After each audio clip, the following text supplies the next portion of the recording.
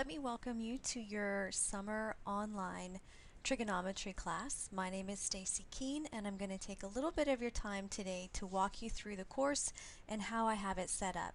Now this semester, this summer session, we are using here at MCC a brand new learning management system. In other words, we don't use Blackboard anymore, we're going to use D2L. So if you're watching the video, then you've already kind of been exposed to D2L, but I'm going to take a little bit of time to show you how I have chosen to house our course in both the D2L platform as well as our online MyMathLab platform. So the video that you're watching came from our D2L platform. I used D2L as sort of the administrative side of our course. So it's at this site that you're going to find announcements that I'm sending out to you. I send out probably 2 announcements a week over the summer.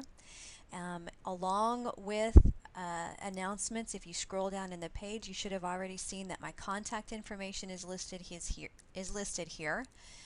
Since it's a summer class and it's an online class, I'm not usually in my office, but if you need to contact me or if you'd like to get together with me virtually, then we have that option here using Zoom.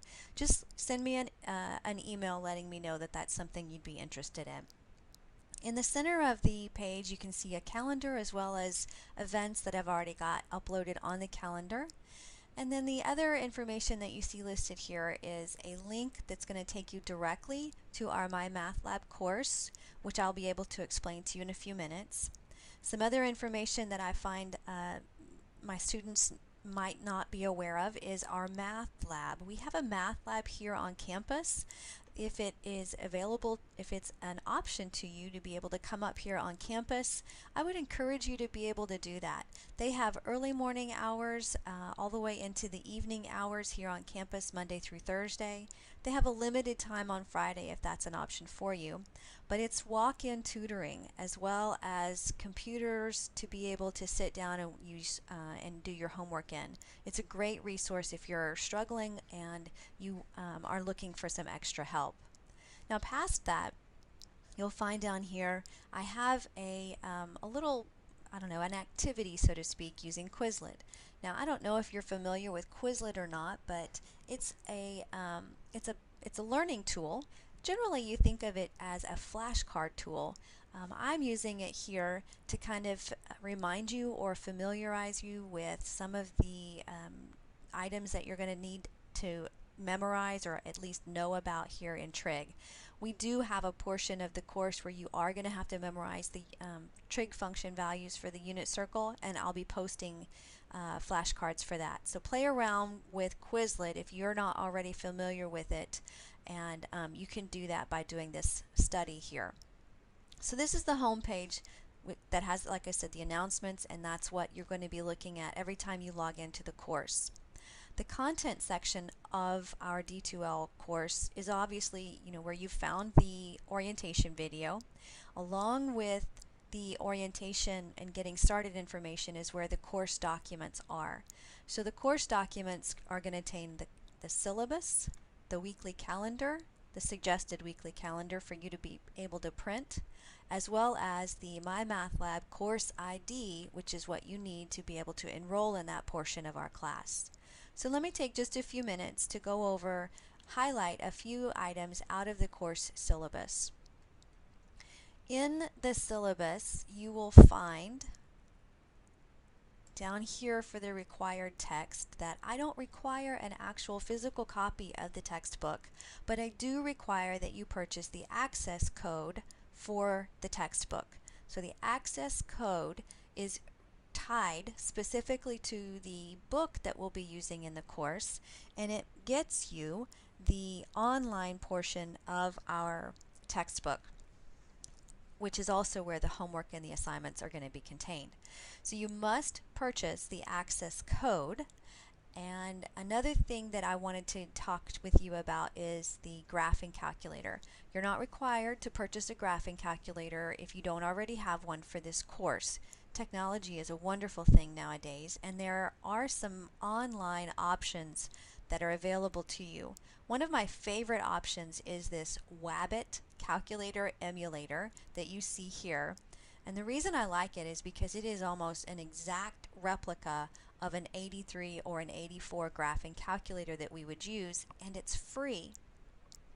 It's web-based, which means that you can download it and it will run on both a Windows or a Mac operating system, or it's an app that you can find for an Android phone. Now, there is not any Wabbit, it's not available for an iPhone, so that doesn't help you if you have an iPhone. But I have heard that the Graph Calc 83 is another option as a app. I think it's about $5 for an iPhone. If you have any other graphing calculator software that you use, that's fine. Just know that if you don't have your own graphing calculator and you come to the testing center here to take the final exam, they're going to have an 84 plus, I believe, for you to be able to check out there. So that brings me to the next part of the syllabus that I want to highlight to you, and that is the fact that in this online course we do have one proctored final exam. That final exam needs to be taken either here at the MCC Testing Center, where they will proctor the exam for you, or you can take it at your location as long as you get pre-approval through me for a proctor to handle that where you're at. I have plenty of students who don't live here in the Waco area who take advantage of having a proctor facilitate this wherever they're at, but you just have to make sure that you contact me within the next couple of weeks so that we can get it set up. So I wouldn't let that be a hindrance. So I'm going to come down here in the course syllabus and go over a little bit more information about the specifics of our course. So we have quite a bit of material actually to cover in this online trig class, or in this trig class period. And in fact, we're taking all of that 16 weeks worth of material and now we're shoving it into 5 weeks, or just 35 business days. So we actually cover in this class about 7 chapters over the entirety of the session. That means that you're going to be doubling up on a couple of the chapters just to be able to get the material covered in time. Now what I have done is created a suggested calendar to let you know my suggestion on how you should approach your timing of these, and I'll go over that with you in just a few moments. The other thing that you might want to note already is that in this summer class I go in and I open up all of the assignments that are due in the course. So everything, all homework assignments, any projects, as well as tests are available to you as of day 1. And there is one due date, which is the Sunday before the final exam, so July 8th in this class, and that's the cutoff date for all of your assignments except your final exam. So all of the assignments are open now. You can work at your own pace, that's what that means. But everything is ultimately due on Sunday, July 8th by 11:59 p.m.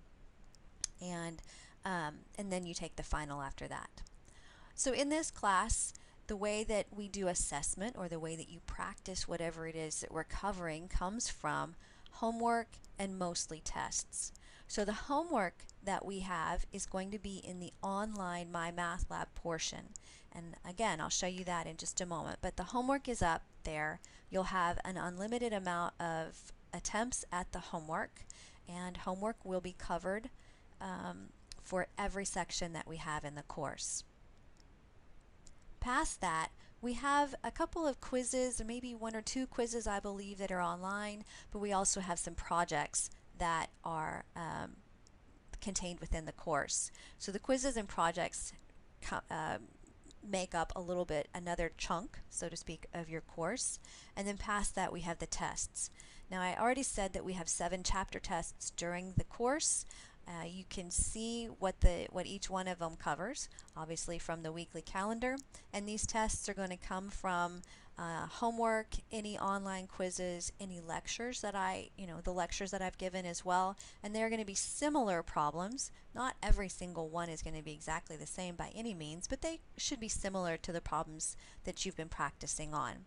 Now you get 1 attempt at your online test online tests are timed, and it is understood that you know that they are not open notes. Past that, the final exam, again, I've already explained, is a proctored final exam. Again, if you're not available to come to the MCC Testing Center to take your exam on Monday, July 9th, then you need to make arrangements with me well ahead of time for us to get the approval of your proctor. If you miss that deadline, because I have a deadline set in here that you must get the approval taken care of by the 4th week of school. So after that, if we don't have those arrangements made, then you'll just have to come and take it in the testing center. Since the final exam date is already listed for you right now, and if you are in the Waco area, you probably need to make arrangements with your work schedule so that you can come and take the test at that specified time. So the course grade is composed as you see here. Homework is 20, quizzes and projects are 15, tests comprise 45% of your grade, and your final exam is 20% of your grade. I will replace your lowest test with your final exam if it is higher. Now the next thing that I wanted to point out to you in the syllabus, I'm going to skip down here to the attendance policy.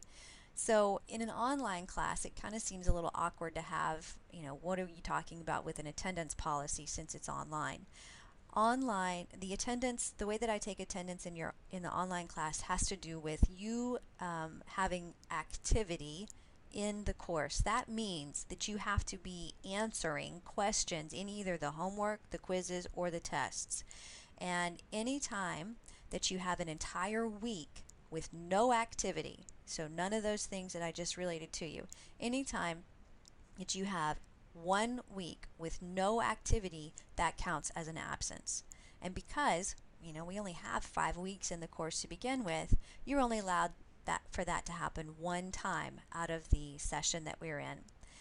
If you have another week of no activity, then I'll drop you. But in all honesty, if you have missed 2 weeks out of a 5-week course, you're probably not going to be successful anyway. So let's go back up here to the calendar and talk about how you can be successful and how you can stay on track.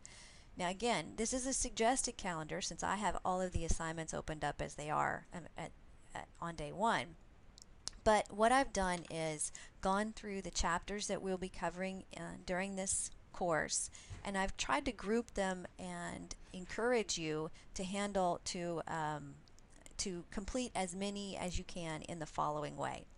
Now, chapters 1 and 2 I grouped together because naturally chapter 1 should be some sort of quick review. It kind of gets into our trig functions, but it should go fairly quick. So chapters 1 and 2, hopefully you should strive to have finished in 1 week. Then we move into chapters 3 and 4. And because I teach this course, I know which ones should be paired and which ones should take you, how much time it should take you for each one of these chapters. Chapter 3 is a pretty quick chapter as well. So I paired chapters 3 and 4 together, encouraging you to finish these in another week.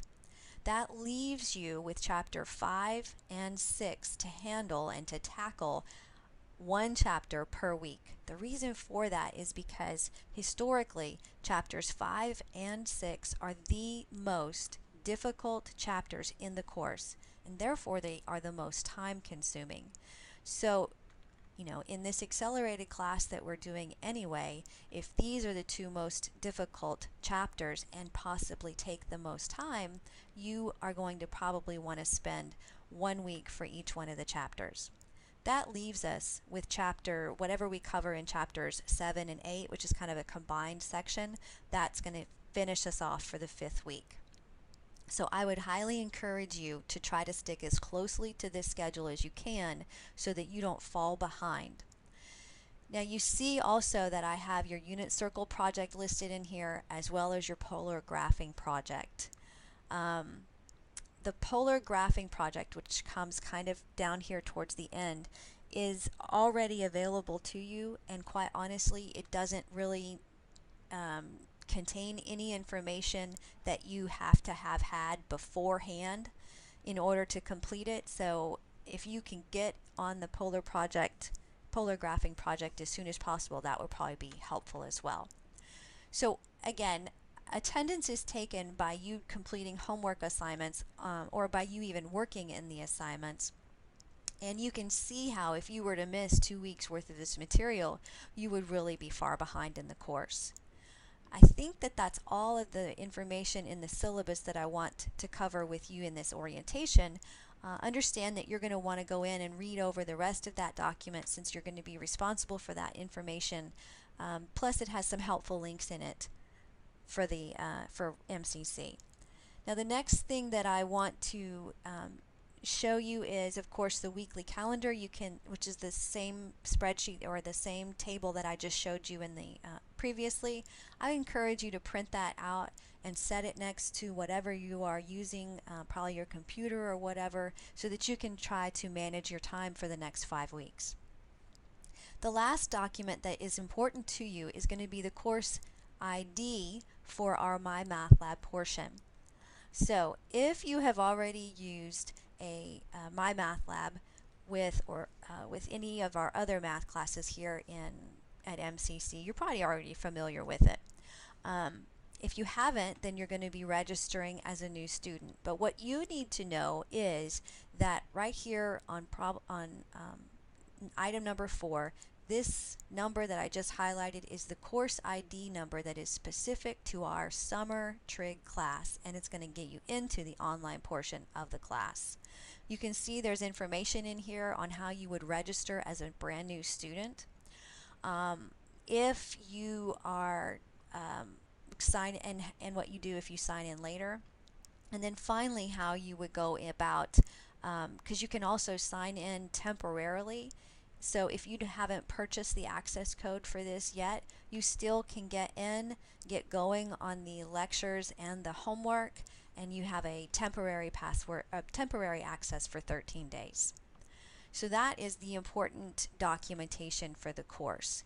Now let's go back to our course content, and I want to quickly show you the activities and projects. So you saw on the calendar that there were 2 projects or activities that I have listed for you, and this is where they are at, as well as where you'll be submitting the work for each of these activities. So if I were to click on the activity, that opens it up in another screen, and all of your information that you need to complete the activity are given, as well as links that are going to give you download and give you other information as well. So if we are thinking about what we're going to be using D2L for in our math class, again, it's more of an administrative site, announcements, linking to outside to our My Math Lab course, as well as submitting offline assignments. So that brings us then to, well, where do I go for the homework and the lectures and all of that? And that takes place in My Math Lab. So if you just click this link right here, it's going to open up another screen, and this is where you would normally sign in and access the course, or if you're the first time user, you would register. So once we sign into the course and you enroll in our trig class, it brings you to this page right here. So this is where the textbook, lecture videos and notes, homework assignments, and the gradebook are all contained. Now I have the course defaulting to this landing spot every time you get into the online to My Math Lab for a reason. This takes you directly to the ebook or the textbook for the course. And I've done that specifically because I think students are moving further away from using the textbook as a resource, and I'm going to encourage you to be able to really think about using it. So I'm going to skip this for just a second, come back to it in a minute, and I'm going to show you how the course is laid out. Now, for each of the chapters that we cover, there are lecture videos that take the place of you coming and sitting in my class. So you can see all the lecture videos listed for you here on the left-hand column. I've divided up each one of the sections so that the lectures are not going to be nearly as long of a video as what you're watching today. So also, if you have a question about a particular objective or topic that we were covering within that lesson, you should be able to quickly go back and find it without having to scroll through the entire lecture. So each of these videos are basically housed in YouTube. You can see I have a playlist for each of the chapters as well as my YouTube channel down here. But each one of these lecture videos you can click on and you'll see that they should play for you there. But before you ever watch a lecture video, I want to show you what I have available to you. Right here are my blank lecture notes. So in the blank lecture notes, you'll see all the examples that I am going to be using as I lecture through the video. If you print the blank lecture notes out and follow along and fill in the lecture notes as I lecture, you will have a completed set of notes by the time that you're done with it. Now, within each one of these chapters, if there's information that I find important that I have found, like an extra tool or whatever, over the material we will be covering in that chapter, I usually put it on this section as well. So, in lieu of coming to a face-to-face class and sitting in the classroom, you have the opportunity, right, to watch all of the videos for the lecture and taking notes.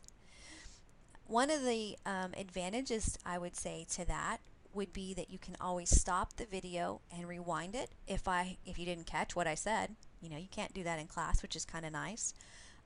Let's say that you think you already know how to answer that question. Pause the video and answer the question on your own and then come back and see how well you've done. So those are two ways that you can always utilize the lecture videos. One thing I want to point out though is think back to if you come and you sit in an actual classroom. Since we are interacting with each other in a live classroom, if students have questions, even if you don't, but if another student has a question that they raise their hand and ask a question on that we then kind of discuss, that kind of helps clarify anything that I might be lecturing on. Unfortunately, you don't have that capability in an online format. So what are you going to do if you have questions outside of the lecture videos that I have just given? First of all, if I were you, I would put a question mark, how did I get this, what was I doing, whatever, and send me an email. Ask me what it is, ask me for clarity. Another resource, like I said, that you should be able to utilize, that I want you to utilize, is the ebook. So I'm going to show you really quickly how the ebook is set up.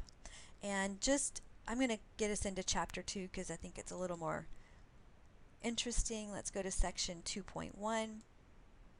And I notice that I'm clicking all of these links in here to get me where I want, and I'm going to get into the e-text portion of the class. So it brings up another video that you can see or another screen that you can see is loading. The ebook is a little bit more than just a PDF version of the textbook. It has some interactive functions to it. When you get into the textbook, you can see here this looks similar to a textbook that you're normally familiar with, and I'm going to scroll down and show you the interactive portion of it. So here there are two icons showing up for this example. The first icon is a video of the publisher explaining how you work, basically working this example for you, just like you would in my lecture videos or if you were in class. So that is an option for you. Again, these are not my videos, these are the publisher videos, but a great option for you if you want another perspective. Past that, this icon right here is going to allow you to practice this example that you can read, that you can watch the video lecture on, and now you can practice an example to see if you are really understanding the material that's being presented for you here. So this is the textbook that we're looking at.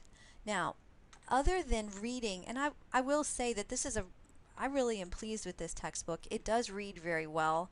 It's not too over-the-top mathy, so if you're wanting a little bit more in depth, if you're wanting more examples, because I can only give you so many examples in the lecture, if you're wanting some more examples other than the ones that I've given you, then I would encourage you to come here to the textbook. The examples that I've given you in the lectures are not the exact same ones that you'll find in the textbook, so there's going to be more opportunity for you to see different problems. Now, while I was talking, I clicked and came to the exercises at the end of the text of section 2.1.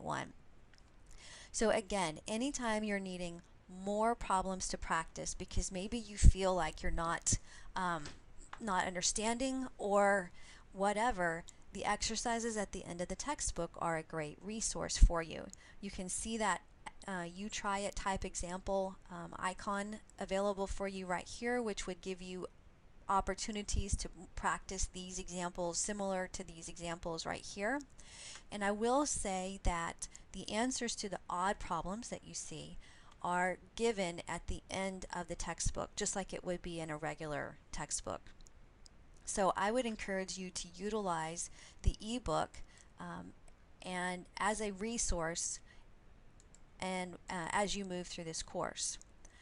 The next link I want to kind of quickly show you is this Tools for Success. So there's all sorts of links over here that you can look at.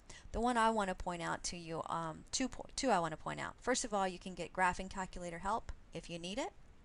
And second of all are the Student's Solutions Manual that I have made available to you. So remember those exercises that you saw at the end of the section? Well, the worked solutions to each of those odd problems can be found here within that Solutions Manual.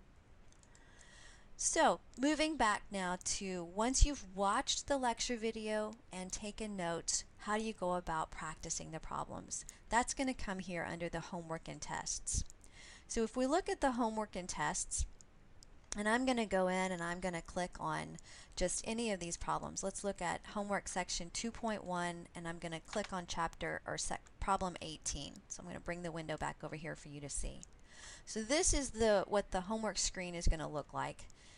You have a problem here that asks you to find the exact value for the expression of cosine of 30 degrees, and in this box is where you would click your answer. You get to answer this question 3 times. If you get it wrong, the question is answered wrong, but you have an opportunity to get a similar question and you get 3 more chances. So again, you have unlimited attempts to get the questions right. Let me point out to you that right here underneath that answer blank are the instructions on how you need to enter your answer into this question. So let's say, for example, that the cosine of 30 degrees is the square root of 3 over 2. All right, so the square root of 3 over 2. This question asks you to answer using radicals. Make sure your denominator is rationalized. So if you do not answer the question in the exact format that they are telling you to do right here, you'll get it wrong. That doesn't usually seem to be a problem in the homework because again you have unlimited attempts to get the problem right, but this same answering format or the way you format your answer is going to show up on your online tests. And if you don't answer it in the same way that you just practiced in the homework and you forget and you don't answer this question in the right format, you're going to get it wrong on your test. So pay close attention to how you enter your answers. Another bit of information that I want to caution you on is under the question help. So I have a lot of students who come to me and tell me that the number one advantage that they find for using the online My Math Lab homework is this Help Me Solve It button. And on its surface, it is a very useful tool. If you get stuck trying to figure out how to answer a problem and you don't know and you click this button, it's going to walk you through a similar problem, and that usually is enough for students to be able to answer the question sufficiently. But I'm going to caution you on this because if you're using this button to answer, let's say this question right here, how much of that answering have you really learned? Are you then going to be able to answer a similar question like this without any aid on a test? My answer to that is probably not very well. So if you find yourself using this help me solve it button, maybe a little more than what you hear me in your head saying, please don't use it too often, then my suggestion is to start asking for clarity from me. What is it that you're not understanding on these homework questions, and possibly even going back into the textbook and looking at examples similar to what you have right here.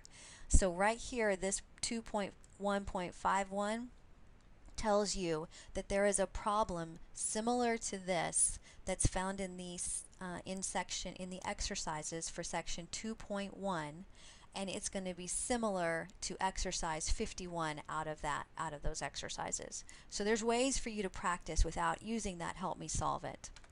I'm not discouraging you from using it, I'm just cautioning you on overusing it. And then the other piece to this is the Ask My Instructor. So if you were to click this link, it's going to send me this exact problem that you are working right here. I encourage you to ask for clarity on your homework problems, but if you do use this, just kind of give me a little heads up or a little understanding of what it is that you've already tried, maybe what it is that you're missing, give me some sort of feedback so that I can then tailor my answer to best help you.